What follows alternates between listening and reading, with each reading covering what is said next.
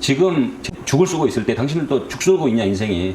죽을 쓴다고 판단하면 지금이 절호의 찬스다. 지금 재정비를 하고 지금 제자리에서 뭔가를 하고자 하는 의욕이 생기지 않으면 그 인생은 정말 힘들 것이다. 그렇기 때문에 어려울수록 더 노력하고 인내하고 포기하지 말고 끝까지 목적을 달성할 때까지 죽는 힘을 다해서 가야 된다는 거죠. 안녕하십니까. 넘버원 재테크 채널 투자캐스터 인사드리겠습니다.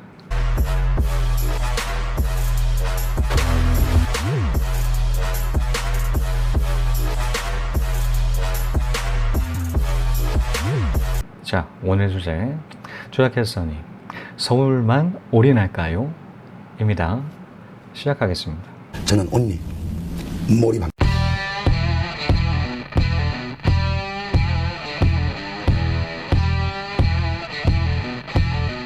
자, 여러분들도 대부분 이 방송을 보시는 분들 같은 경우는 이 월급쟁이들이 굉장히 많으실 거예요. 저도 저 역시도 마찬가지로 월급쟁이다 라는 그런 말씀을 드린 적이 있죠. 자, 월급쟁이 굉장히 고달픕니다.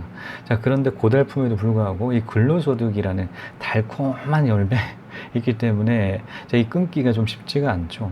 자, 그런데 이 구독자분께서도 얼마 전까지 월급쟁이셨어요. 같은 월급쟁이셨습니다. 자, 그런데 이 월급쟁이 달콤한 열매 이제는 끊고 전업주부로 가신 그런 케이스죠. 결혼하셨는데 남편분만 이제 홀무리로 돌아가셨다라는 그런 부분이 있죠.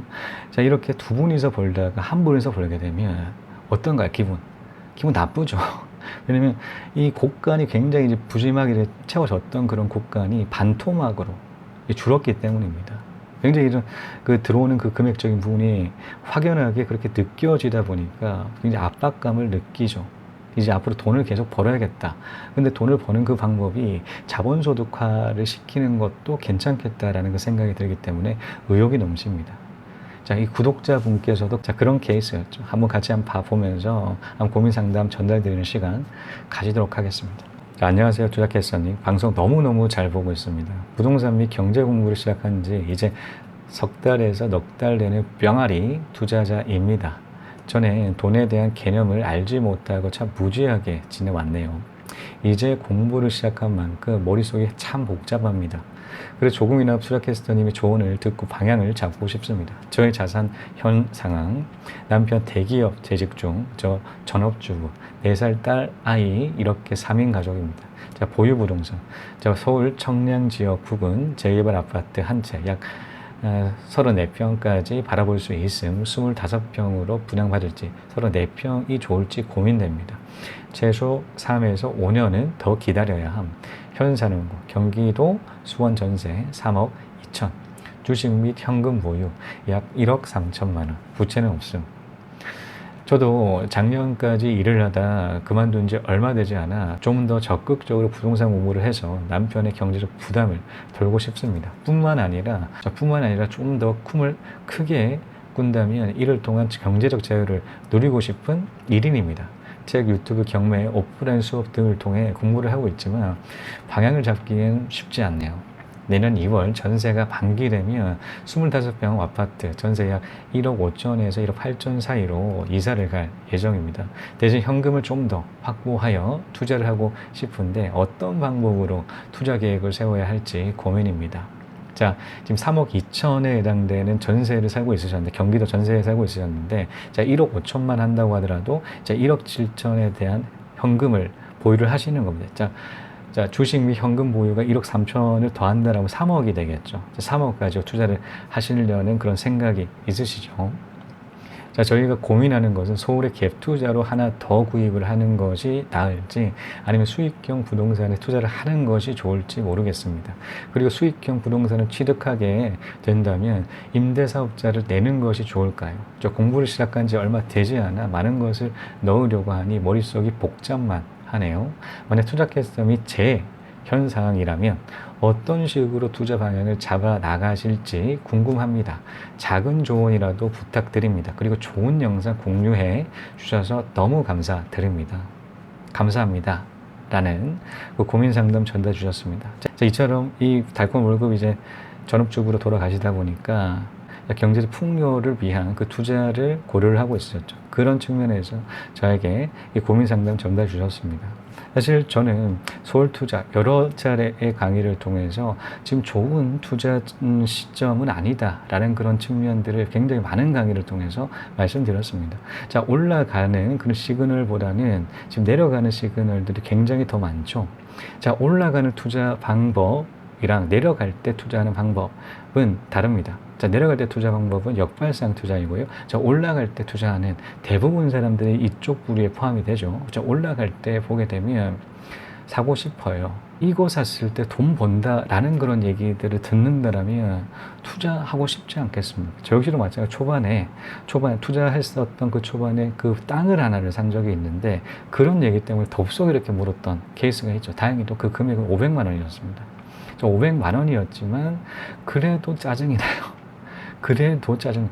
그 당시까지만 잘한다라는 땅을 파시는 그런 컨설팅을 해주시는 분이셨습니다. 자, 그분이 사게 되면 무조건 돈 번다라는 그런 얘기를 듣고 난데 땅에 대해서 잘 모르다 보니 그냥 샀어요. 사면 오를 줄 알고 샀는데 강간무소식입니다. 지금 같은 경우는 그 아주머니한테 이 땅 어떻게 되냐 말씀하셨던 것처럼 안 오른다, 이 땅값 안 오른다 그러면 다시 사주신다 라고 그렇게 얘기를 하셨기 때문에 다시 사주셔라 라고 말씀드렸는데 야, 나도 돈 지금 물려있다 이런 얘기 하니까 더 이상 얘기 못 하겠더라고요. 아무튼 이 올라간다라는 그 측면, 이 피하기가 너무 쉽지가 않은 것 같습니다. 투자 안 하기가 너무 쉽지가 않다라는. 올라갈 때 사게 되면 이 같이 돈 벌 수 있을 것 같은 그런 느낌이 들 때 우리는 투자를 하게 된다라는 것이죠. 자, 그런 측면에서 서울 같은 경우는 지금 투자 시점은 아니다 라는 측면 말씀드리고, 여러 강의가 많기 때문에 그 강의 참고를 해 주셨으면 좋겠습니다. 너무 많이 얘기해서 서울은 더 이상 얘기는 안 하고요. 두 번째는 분산 투자 부분을 말씀드리고 싶습니다. 분산 투자. 서울 쪽 부분은 지금 이러한 전망들이 그렇게 크게 좋지가 않다 보니 지금 조정이 되고 있는 그런 상태, 턴어라운드가 돼서 지금 떨어지고 있는 상태다 보니 추천을 못 드리죠.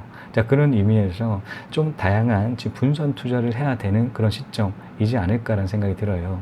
서울 쪽만 고려를 하시는 것보다 이제 외곽 쪽으로도 눈을 돌리시는 게 낫다라는 것이죠. 자, 우리는 이런 얘기 잘 알고 있습니다. 달걀을 한 바구니에 담지 마라. 자, 워렌 버핏이 했던 얘기죠. 이런 한 바구니에 담는 대신 각각 이렇게 담아야지 안정성을 확보할 수 있다라는. 계란 같은 경우는 한꺼번에 다 깨질 수가 있기 때문에 조심해서 분산 투자를 해서 관리하라 라는 그런 측면이 있겠죠. 저 역시도 마찬가지로 그런 사례가 있습니다. 저는 역발상 투자 막 열심히 했었던 2014, 13년부터 시작했던 부분이 15년, 17년까지 이렇게 계속 이어졌었는데 15년 좀 어느 정도 이제 역발상 투자가 이제 안정화가 되는 그런 상황에서 다른 데 눈을 돌리기 시작을 했어요. 왜냐하면 이 지금 이 어린 그 당시까지만 해도 22살이었기 때문에 이 지금부터는 이제 경험적인 부분을 한번 쌓아보자 라는 측면으로 다른 투자처를 물색을 하기 시작했죠. 두 군데를 투자를 했는데 결국에는 결과적으로 그 지역 같은 경우는 역발상 투자가 아닌 정발상 그런 투자 지역이었습니다. 약간 올라가는 그 시점이었어요. 갭은 1,000만 원 이하도 있었고 1,000만 원 정도도 있었는데 이 갭이 작다고 해서 들어갔다가 이 피똥 싼 거예요. 결국에는 올라갔던 그 금액적인 부분은 조정이 되더라고요. 갭이 그렇게 작았음에도 불구하고 올라가는 그 타이밍에 갭 투자를 했더니 조정을 당한다. 역발상 투자와 정발상 투자 부분을 두 가지 동시에 해당되는 경험을 쌓다 보니까 앞으로의 방향성 확실하게 세워지지 않겠습니다.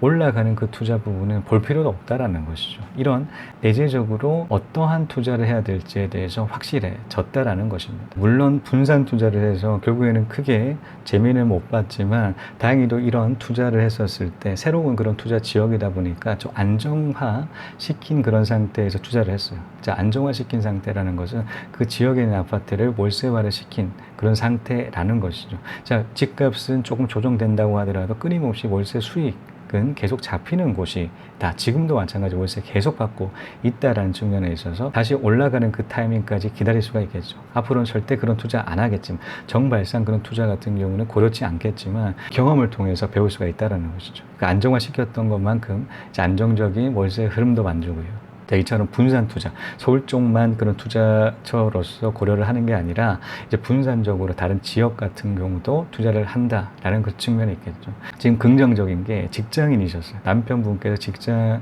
생활하고 있으시고 부채가 하나도 없습니다.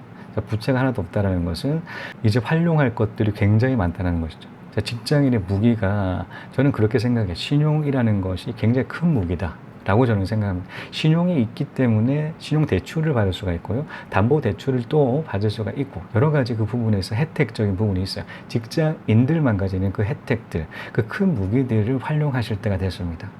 자, 3억 정도에 해당되는 종잣돈을 바탕으로 투자를 하실 때 담보대출도 지금 하나도 없죠. 담보대출도 활용을 하고 신용대출까지 같이 활용을 해서 월세 투자 같은 경우는 버티기를 할 수가 있는 것만큼 역발상 그런 지역, 이 월세 수익률이 높은 만족할 만한 그런 월세 수익률이라고 하게 되면 그런 지역 같은 경우는 투자를 하셨을 때 계속적으로 버티게 돼서 올라가는 그 타이밍까지 잡을 수가 있다라는 측면에 있어서 추천드릴 수가 있을 것 같습니다. 이렇게 분산 투자를 통한 이런 투자 경험도 쌓으시고 어떠한 투자를 앞으로는 더 해야겠다라는 그런 체득적인 그 경험까지 가져가신다라면 장기적인 플랜을 봤을 때 다양하게 분산 투자한다라는 게 굉장히 투자한다라는 측면에서 도움이 되실 거예요. 한번 이런 부분까지 고려를 하셔서 투자 방향 설정을 해 보시는 것은 어떨까요? 도전 안 하는 사람은 성공도 없고 실패도 없어요. 그런데 궁극적으로 실패하게 돼 있어요. 서서히 침몰하는 거지 서서히 실패하는 것이지 궁극적으로는 실패하게 돼 있어요. 그런 성공의 확률을 높이기 위해서는 자꾸 또 더 많은 일을 해봐야 되고 많은 일을 해보려고 하면 열정을 가져야 되는 것이죠. 자, 이것으로 조학해서님 서울 투자 올인할까요?는 여기까지입니다. 시청해 주신 여러분 감사합니다. 다음 시간에 또 뵙겠습니다.